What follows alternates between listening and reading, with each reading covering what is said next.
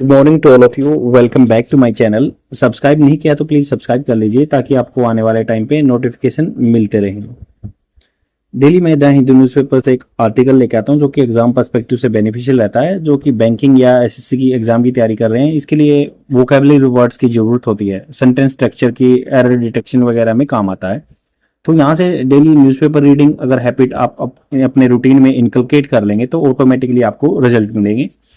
और अगर पीडीएफ चाहिए ना न्यूज़पेपर की तो you can visit Telegram channel the UPSC forum. यहाँ पे इंडियन एक्सप्रेस और द हिंदू न्यूज़पेपर की पीडीएफ फ्री में मिल जाती है डेली 5 से 6 के बीच में। और ये जो मेंस आंसर राइटिंग के लिए बहुत अच्छा कंटेंट है, क्योंकि ये एक सायरा बानो का केस हुआ था सुप्रीम कोर्ट में, और रिसेंटली आपको पता भी चला हुआ न्यूज में कि आपने टीवी न्यूज देखी होंगी। तो अब लेडीज को दोबारा से अलाउड कर दिया, मुस्लिम लेडीज को, कि उनको जो एक मेंटेनेंस चार्ज होता है उनको मिलेगा होल लाइफ के लिए या बच्चों के लिए 18 साल तक। नहीं तो पहले क्या प्रोविजन था मुस्लिम कम्युनिटी में, according to the Muslim personal law 86 का एक लॉ था, उसके हिसाब से लेडीज को सिर्फ मान लो 2 साल के बच्चे तक, जिसका जन्म से लेकर 2 साल बच्चे तक का खर्जाना मिलता था, मेंटेनेंस मिलता था। और वाइफ को सिर्फ इद्दत पीरियड जो होता है 30 डेज या 90 डेज होता है, मतलब 3 महीने तक ही मिलता था। बट अभी कुछ वर्डिक्ट आया, उसके बारे में डिस्कस करेंगे। तो जानते हैं सेकुलर मतलब सब धर्मों को सम्मान करने वाला, सभी धर्मों को समान मानने वाला, इक्वल मानने वाला। रेमेडी क्या? उपचार। कोई भी बीमारी हो जाती है उसके लिए रेमेडी लेते हैं ना, उपचार लेते हैं। तो यहाँ पे बात की गई मुस्लिम वुमेन का राइट। तो आप न्यूज़पेपर पढ़ना सीख सकते हैं इस हैबिट से, और न्यूज़पेपर रीडिंग हैबिट आपके इंग्लिश, स्पोकन इंग्लिश और जो रीडिंग इंग्लिश के लिए बेनिफिशियल है। तो मुस्लिम वुमेन का राइट, अधिकार टू मेंटेनेंस क्या होता है? अपने आप को मेंटेन करने के लिए कुछ एक्सपेंडिचर चाहिएगा, तो उसके लिए मेंटेनेंस बोलते हैं, मेहनताना। अंडर दी सेक्युलर लॉ जो सभी धर्मों को समान मानते हैं, कानून इज वेल एस्टेब्लिश। वेल मतलब अच्छी तरीके से एस्टेब्लिश, फर्म है, पक्का है, वो एस्टेब्लिश हो गया है, अपने आप को स्थापित कर लिया है उसने। In holding that a divorce Muslim, in holding मतलब क्या होता है? किसी बात को होल्ड रखना बोलते हैं ना, जिसका तो अपनी बात पे होल्ड नहीं है, तो इन होल्डिंग, तो अपने उन्होंने इस बात को होल्ड किया that a divorce Muslim, divorce जिसका मतलब तलाक हो रखा है, Muslim women is not barred मतलब किसी को रोकना, हिंड्रेंस लगाना, बाधा लगाना। तो बार भी यूज हो सकता है या हिंड्रेंस भी या इम्पेडिमेंट भी, इसके सिनोनिम्स हैं ये। तो ये आपको क्वेश्चन पेपर में मिल सकते हैं, इम्पेडिमेंट, हिंड्रेंस, बार। तो ये नोट बार नहीं रोकता है। फ्रॉम इन्वोकिंग, इन्वोक क्या होता है? किसी को इन्वोक करना मतलब उकसाना। तो from invoking the secular remedy, तो उसका सहारा लेने की मतलब, जो किसी को इन्वोक क्या होता है? किसी चीज का मतलब सहारा लेते हैं या उकसाते हैं, या यूज करना। प्रोवोक भी हो सकता है इसका सिनोनिम्स। तो जो सेक्युलर रेमेडी एक उपचार है, इन्वोक करना, इसका सहारा लेना। सीकिंग मेंटेनेंस, जो सीक क्या होता है? मांगना, सीख होता है मांगना, इसकी सेकंड फॉर्म होती है सॉट। तो यहाँ पे बोला गया कि मांग रहे हैं जो मेंटेनेंस, वो उनको रोक नहीं रहा। अभी जो मुस्लिम के लॉ है, कानून है, डाइवोर्स मुस्लिम जो है उसको, औरत को जो रोक नहीं रहा है, अभी सेकुलर जो रहा है रेमेडी है, seeking maintenance under the code of CrPC code of criminal procedure code. तो सीआरपीसी आपको पता है भारतीय नागरिक न्याय संहिता बन गई है 1 जुलाई से। तो यहाँ पे मतलब क्योंकि फैसला पीछे से है तो इसलिए सीआरपीसी यूज हुआ है। 1973 में आई थी सीआरपीसी के कानून, जो है अभी अमेंडमेंट हो गए 1 जुलाई से। तो यहाँ पे बात की है सीआरपीसी के अंदर जो मेंटेनेंस लॉ है ना, इसके अंदर कानून है, वो रोकता नहीं है मुस्लिम औरतों को। डाइवोर्स औरतें हैं जो उसमें, इसमें आर्टिकल 1 to 5 लगा सकते हैं, आगे डिस्कस भी करेंगे। तो ये मना नहीं करता कि भाई आपको मेंटेनेंस चार्ज मिलेगा पूरी लाइफ के लिए, जब तक वो शादी नहीं करती।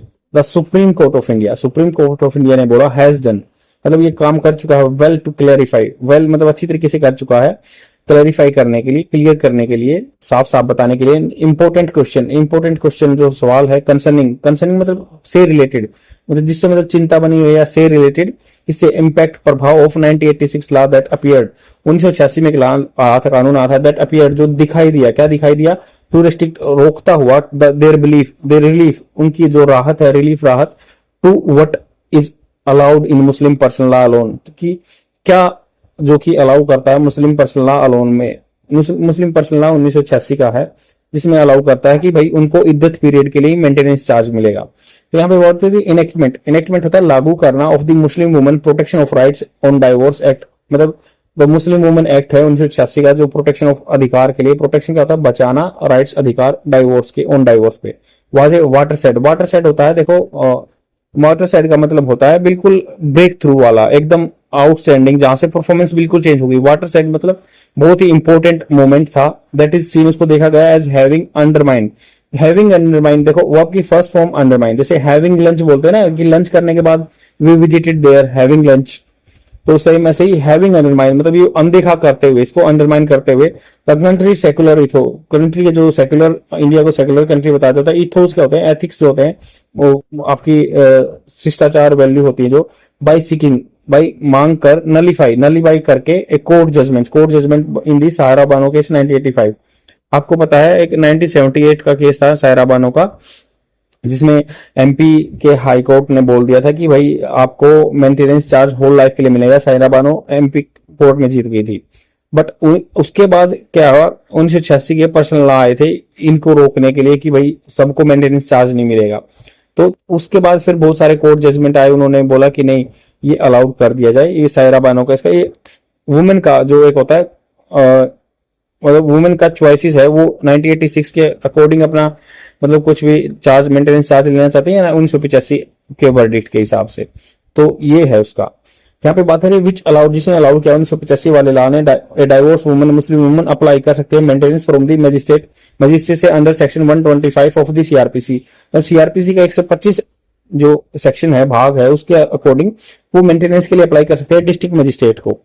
सब्सिक्वेंटली मतलब उसके रेपरकशन में या उसके बाद the 1986 law was upheld by a constitution bench in 2001। तो एक कॉन्स्टिट्यूशन बेंच है, संविधान का एक मतलब बेंच क्या है, जहां पे जज बैठते हैं, संविधान को जो इंटरप्रेट करते हैं, उनको कॉन्स्टिट्यूशन बेंच बोलते हैं। 2001 में उन्होंने बता दिया कि after coming close to declaring its provision unconstitutional for discriminating against Muslim women, तो इन्होंने क्या किया, अपहेल्ड 1986 के लॉ को इन्होंने कानून बता दिया 2001 में, कमिंग क्लोज टू डिक्लेयरिंग मतलब वो क्लोज आ गए थे डिक्लेयर करना इट्स प्रोविजन, इसके जो प्रोविजन है, इसके अंदर जो उपाय है अनकॉन्स्टिट्यूशनल बताया गया था for discriminating against Muslim women.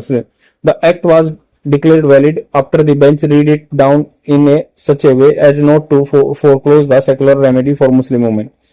जो कानून था ना उसने डिक्लेयर कर दिया था, वाज डिक्लेयर मतलब डिक्लेयर किया गया था बाय सो एंड सो जो जजेस थे उनके द्वारा, तो पैसिव फॉर्म है, वाज डिक्लेयर, वाज के बाद वर्ब की थर्ड फॉर्म आई है वैलिड, उसको वैलिड मतलब सही ठहराया गया था आफ्टर द बेंच, जो ये मतलब जज थे उन्होंने बेंच रीड इट डाउन मतलब उसकी जो सिचुएशन की ग्रेविटी थी या उसकी जो रीड इट डाउन मतलब होता है उसको हल्का कर दिया पढ़ने में, इन सच ए वे, इस तरीके से कि एज नॉट टू फोर्स, जैसे कि नॉट टू फोरक्लोज मतलब क्या होता है किसी चीज को बंद कर देना, द सेकुलर रेमेडी, फोरक्लोज कर देना रेमेडी को, secular remedy for Muslim women, जो सेकुलर रेमेडी थी, उपचार था उसको मुस्लिम वुमेन के लिए।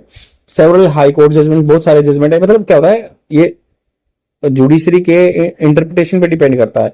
अब 2001 में उन्होंने इस चीज को 1986 के लॉ को अपहेल्ड कर दिया कि भाई मुस्लिम के पर्सनल लॉ के अकॉर्डिंग उनका ये क्लोज लागू होगा, बट सायरा बानो केस में 1985 में जो एमपी की कोर्ट ने बता दिया था कि भाई नहीं, इनको डिस्ट्रिक्ट मजिस्ट्रेट में अपने एक सीआरपीसी के अंदर 125 के अंदर डालेंगे वो और उसको पैसा मिल जाएगा। बट अब बोल रहे हैं सेवरल हाईकोर्ट, बहुत सारे अनेक तरह के हाईकोर्ट जजमेंट आए हैं, टुक डिफरेंट व्यू, उन्होंने अलग अलग व्यू देखे, वेदर मतलब की कहाँ की होगा या नहीं होगा, तो वेदर यूज होता है यहाँ पे कि भाई मैं जाऊंगा या नहीं जाऊंगा, तो बोलते हैं ना वेदर आई शुड गो और नॉट, मुझे जाना चाहिए या ना जाना चाहिए, वहां पे वेदर यूज होता है।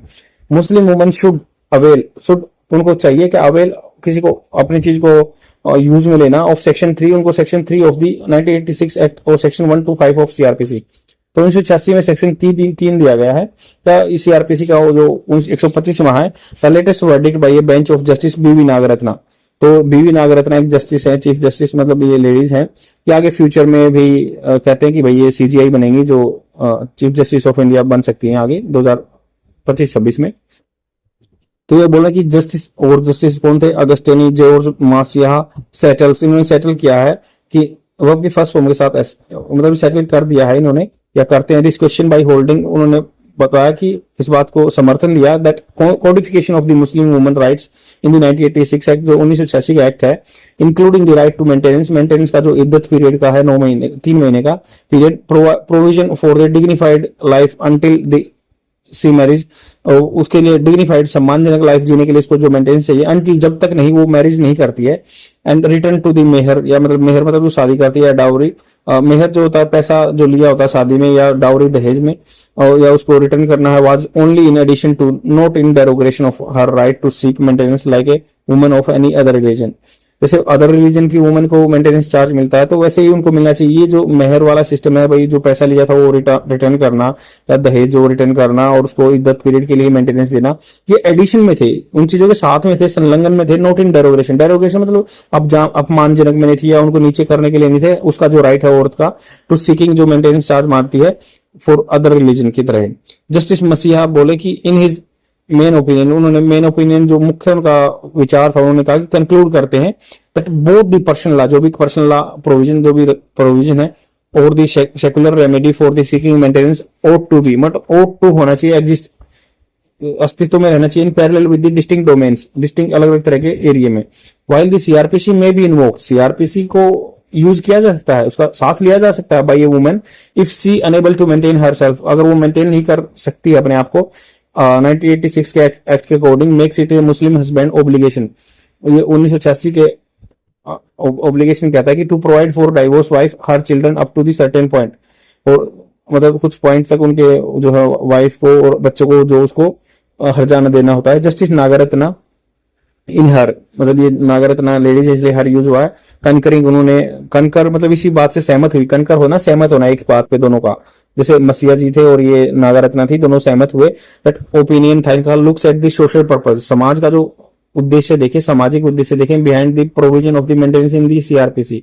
सीआरपीसी जो क्रिमिनल ऑफ प्रोसीजर कोड है, कानून है, जो कि उनके नियम है, उसमें दिखाया गया कि भाई उनके पीछे मोटो क्या है, जो सोशल पर्पस क्या है इस चीज के पीछे, namely that it aims to prevent vagrancy. Vagrancy होता है कि अपने अपने दिमाग की बात है, अपने हिसाब से काम करेंगे among women, and compelling the husband to support his wife, तो कंपेल करेगा कि उनको ऐसे नहीं घूमना होगा, और वो अपने उनका हस्बैंड को कंपेल करेगा कि मजबूर करेगा, कंपेलिंग मजबूर करना, हस्बैंड को सपोर्ट करेगा अपने वाइफ को। The 1986 act codified the right available to a divorce Muslim women in personal law. तो 1986 के जो एक्ट में बताया गया था, उसमें बताया गया था कि available to a divorce woman personal law में कानून है। This right is in addition, उसके साथ एडिशन में ये not to the cost of the rights of available in existing law, मतलब जो 1985 का लॉ है या कानून जो कोर्ट ने फैसला दिया उसके एडिशन में 1986 का पर्सनल लॉ। हमें सेकुलर कंट्री है तो सेकुलर हिसाब से सबको मेंटेनेंस चार्ज मिलना चाहिए। द वर्डिक्ट जो फैसला दिया है ग्रेट एग्जांपल, बहुत तगड़ा एग्जांपल है ये of court using harmonious interpretation. Harmonious होता है दो चीजों में सामंजस्य बना के चलना, इंटरप्रिटेशन किसी का अर्थ निकालना, इंटरप्रिटेशन करना। जो इंटरप्रिटेशन करता है जो उसके लिए एक टर्म भी यूज होते हैं जो एक्सपाउंडर भी बोलते हैं, जो किसी चीज को इंटरप्रेट करता है उसको एक्सपाउंडर बोलते हैं, या एक्सपोनेंट भी बोलते हैं। एक्सपोनेंट तो याद रख सकते हैं आप, ये आ सकता है।